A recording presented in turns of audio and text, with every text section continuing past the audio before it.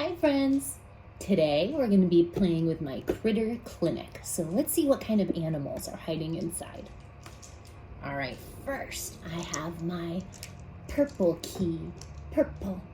Where's the purple door? This one? No. This one? No. There it is! Alright, let's open the door. Oh, it's a cat. The cat says, meow, meow, meow. Hi, cat. Okay, who's next? Should we do blue or red? Let's do the blue door. Okay, well, open the blue door. It's a fish. The fish says, hi, fish. Whoa. Next, I have the red key. Where's the red door? Oh, I know, this one. No, that's not it. This door? No, it's up on top. There's the red door. Look!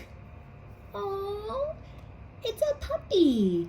Hi, puppy. Woof, woof, woof, woof, woof. Okay, we have 3 left. Let's do the orange door. There's a dark orange door. Who's inside? Wow, it's a pelican. He has a big beak, and big wings. Fly, fly.